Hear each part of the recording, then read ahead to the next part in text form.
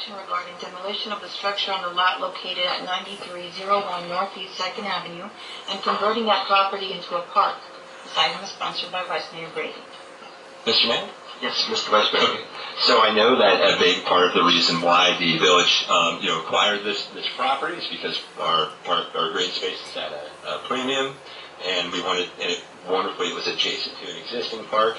We've now begun to also use that park for some really great community uses, such as the farmers market, and I felt like we would have a really good opportunity here to do more there, to add more green space, and also give ourselves, additional stage, let's say, from which to do different things, such as possibly a pop-up restaurant. And that the existing structure, from my understanding from speaking with staff, is, it's an old home, not in very good shape, and that it would be a very minimal cost to the village to demolish the structure and to get some grass in there. And to make that area, incorporate that area into the existing park. And I just wanted to bring that up for discussion to the council. Great. Council, any comments, questions, thoughts? I have some. Yeah, who wants to jump in first? Okay. All right. So first of all, let me say I am not necessarily opposed to this idea, right? That being said, I want to make sure that we're not missing an opportunity here. And my suggestion would be to have some sort of public discussion, agenda item, public hearing where we hear from the public on this. But my thought would be, I would like to look at the possibility of maybe preserving some of that structure for a variety of uses and incorporating it into that parcel as a part of a park, right? To me, when the community center bond failed, we missed an opportunity to add meeting space, to add space for community gatherings, for those sorts of things. To me, for a very minimal cost, right, we could do some sort of adaptive reuse. Obviously, there are zoning considerations here, significant zoning considerations that we have to work through. But the possibility of using part of it, which is a relatively large structure, using some of that structure for meeting space, perhaps, dedicating that to meeting space for seniors, right, to free up additional space in the community center. Currently, the seniors play their bridge at the Catholic Charities building, the 9900 building, maybe using that space for that. The other idea of having a daytime, coffee shop, that fronted on the park there, on Optimus Park, that had a deck overlooking the park. That maybe could be a revenue generator that we could then borrow money off that revenue to pay for the upgrades, or borrow off of the projected revenue off of that to pay for the upgrades to the rest of the facility. There's some creative ideas that we could use with that that I would like to sort of put out there to the community and see if they would be interested in something like that. To me, that could be a perfect bookend, right, for the downtown. Right, and something obviously with the proximity to the residents behind it. I want to hear from the residents and hear what their thoughts are and what they would like to do with that space. But if we did a limited sort of daytime use, right, cut it off at 6 p.m., 7 p.m., and just were open, maybe for breakfast to lunch or whatever, something like that. Work with them to see if we could find something that would accommodate them, not intrude on them, but also could be a way of activating that park. The other thing that would be terrific is if we had restrooms there on that facility. One of the challenges whenever we want to have concerts in that park or events over at Optimus Park is there's no restrooms available. We have to always bring in porta potties, and that's not real pleasant. The idea of a revenue producer that could possibly pay for, at least at first for the upgrades to the building, but then over time become a revenue stream, right? I'm a big believer, we're going to talk about that in a few minutes, I'm a big believer in finding ways of generating revenue for the village that is not from taxpayers. Anyway, those are my thoughts, and I would love to hear from the other council. Okay, so one of the things that I thought of, and I guess we're all thinking of the R word here, sitting up here is predominant, and I pulled out my grants folder, and one of the things that I realized is we do have our lobbyists getting ready to advocate for us in Tallahassee. And one of the things or the funding was slashed is parkland acquisition grant funding, which flows from Florida Forever funding in the state of Florida. And it has been the last, I think, 2 years, it has not been funded. The likelihood, I don't know. I mean, there's no way to measure that. But I would, before we go ahead with the demolition expenditure, which I would presume is going to be about $20,000, right? Somewhere around there. $6 a foot. About $6 a square foot is a rough ballpark estimate. $6 a foot, and the home is 3,397 square feet. So it looks like about that much money. Before we would spend that, I would really want to know the answer for Tallahassee, because these grants would be so great.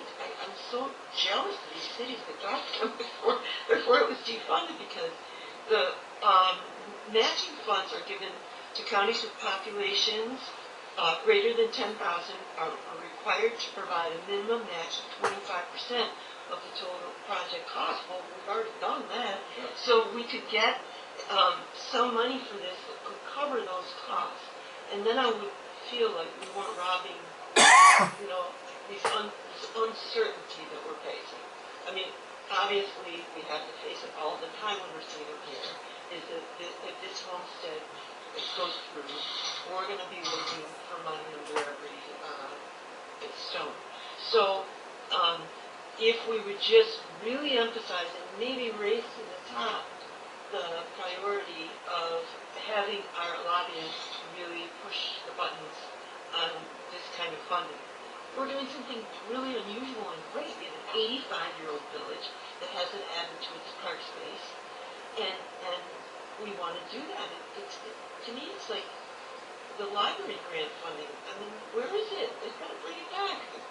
We really need it.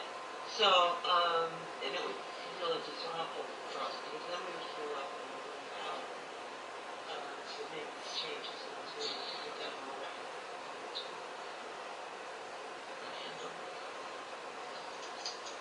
I share my colleague's position in terms of, yes, we all want the space. We don't want to, the easy fix would be just knock it down and immediately use that space.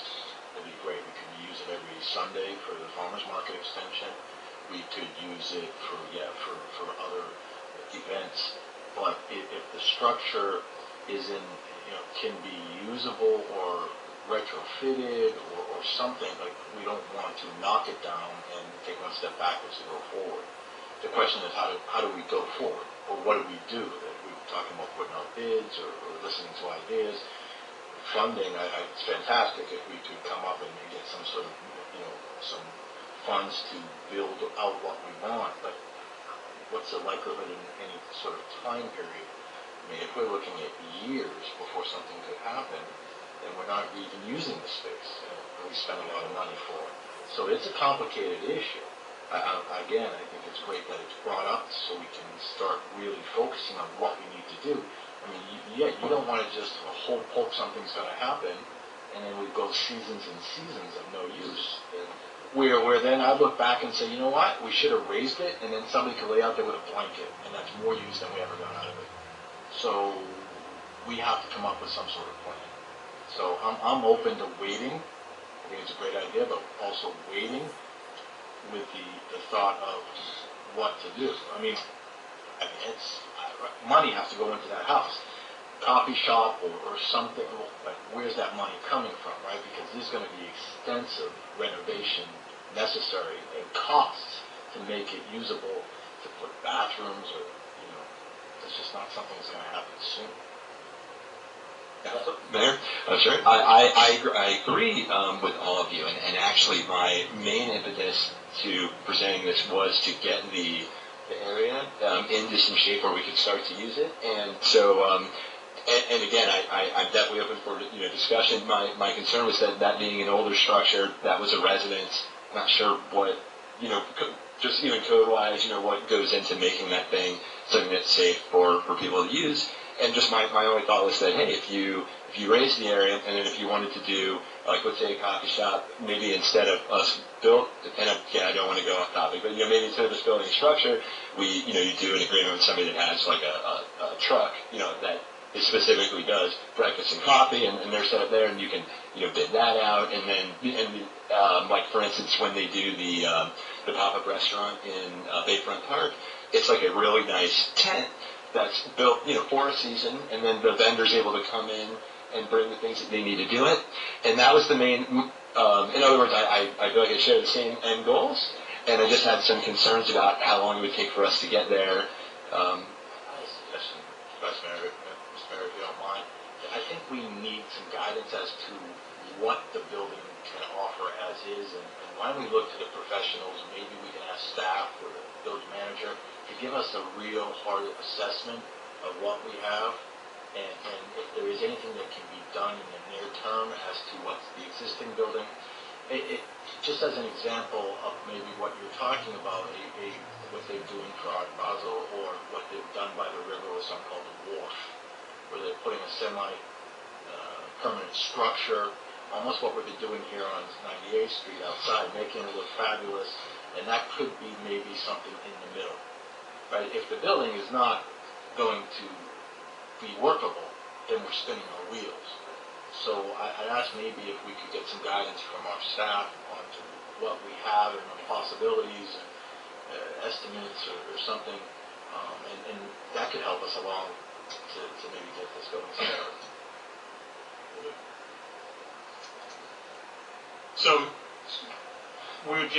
So I want to make sure we're on the same page here.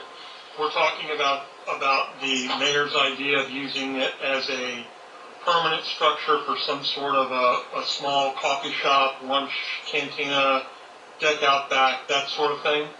And then the other half for meeting space, or just...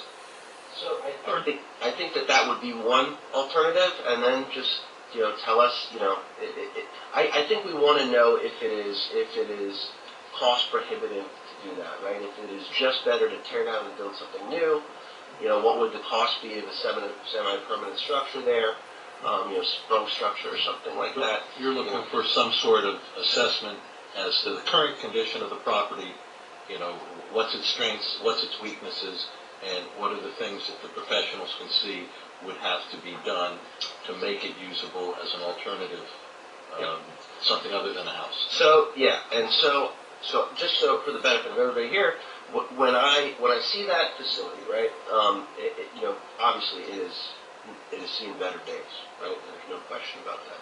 But I think about the restaurant down Redfish Grill, right down in Coral Gables at Maximilian. Obviously, that is a historic, beautiful Coral Rock house, and that's sort of a stretch. But if you could restore this and make it look like sort of a mid-century house, right, with the deck off of it, maybe there's a way to build that sort of character, that home character, converted home character into that property.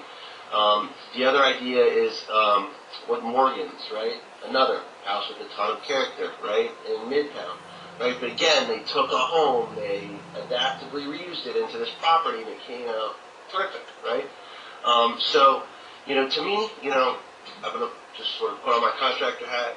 The structure looks okay to me. Maybe some trusses need to be replaced. It's going to need a new roof. You put in new windows, right? You put in a couple new bathrooms. You just plumb it for 2 bathrooms and a commercial kitchen. To me, if you're retaining the structure, it is not a huge number. And there's a way maybe through rent abatement on a coffee shop vendor that you bring in, where maybe he makes the investment, right? We give him, 2 years, 3 years of rent abatement, and he makes that's cash, if you waive rent. And you leverage that. And then if there's additional money that needs to be spent, we can borrow off of the future revenue stream to pay for additional improvements. So, I don't know. I would like staff to look at it and see if it's tenable at all. If it's crazy, Mr. Mayor? Yeah. Yes, no, and I would say yes. If staff, I think what we're really looking for, right, it's not so much a hard estimate, but more like a ballpark numbers, an understanding of the safety of the current structure and what we think would have to happen for it to be, ADA compliant, safe, right? I mean, I think that's your main, right? Okay. It may be a better idea, to your point, to bring in some vendor, a food truck or something like that, and build a deck next to it, and have a deck overlooking the park, and change out that truck. That may be a better solution. But maybe with a relatively minimal investment, we can put a permanent structure there and have a permanent structure there that can be integrated into the park for the next 100 years, which would be all right too. So, anyway. Does council have an issue if I need some architectural or engineering help? Small number, I'm thinking less than $5,000 to go in and do some exploratory work where there's... I'm amenable. That's fine. Okay. Bearing walls. The way it's set up, it was a former chiropractor's office, I believe. So there's one side of the structure is all little offices and things and exam rooms that would have to be demoed. And so I'm going to need make sure we're not knocking down bearing walls. Okay.